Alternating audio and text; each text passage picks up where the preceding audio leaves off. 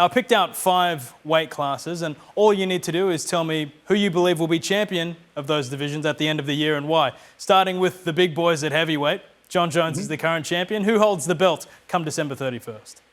I think Aspinall does, because I think Jon Jones is going to retire, and I don't see anybody else beating Aspinall. Do you think they're going to fight, or do you think Jones retires before that fight even takes place?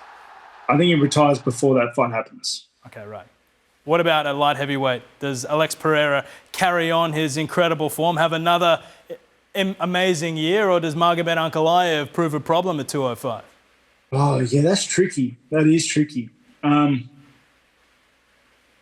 mate. I'm going to get Pereira.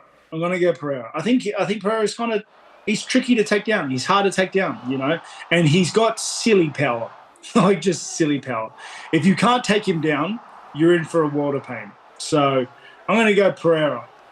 Yeah, it'd be foolish, I think, to pick against him, but I'm going to do just that. I've got a feeling about Magomed Ankalaev.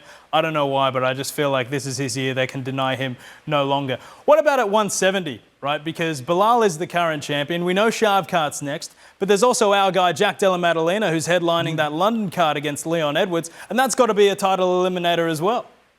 Yeah, I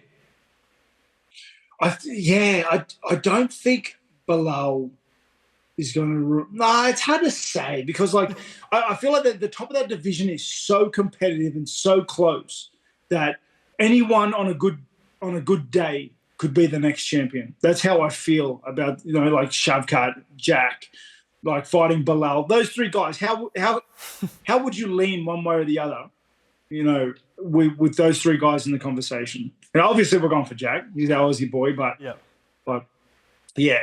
It's so hard to lean. I'm going to say Jack, though, because I'm biased. Absolutely. Let's lean towards our guy, Jack. And speaking of picking with our heart, at featherweight at 145, our guy, I'm tipping Volk to become champion once again, reclaim that crown. How about you? Yeah, I'm going to tip Volk because I'm biased, like I said. I think Topuria is such a hard fight. But... prior to him losing to Topuria, he was a boogeyman division. He held supremacy in that division. And, I don't think it's too late to see that Volk again. No, absolutely not. And that fight's been rumoured to be taking place in Miami on that April card. And I think there are ways for Volk to be able to reclaim that crown if he fights smarter, if he uses his wrestling in that fight. Topuria is really, really good. Like he's good because skill set wise, holistically, he's really good across the board. He's good at wrestling. He's got great jiu-jitsu, and obviously his boxing and his power is for real. So there's a path to victory for Volk, but I think it's a hard fight. It absolutely is. And just lastly, Rob, what about women's bantamweight? Does Julianna Pena remain the champion, or does Kayla Harrison have something to say about that? I think Kayla has something to say about it. I think she's a weapon of a fighter. And, I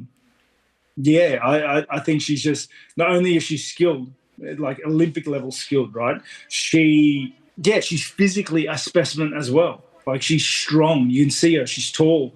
And she utilises that to great effect. Yeah, she absolutely does. That fight is going to be huge whenever it does take place in 2025. Rob, got to thank you so much once again for your time today. Enjoy the rest of your training over there in New Zealand.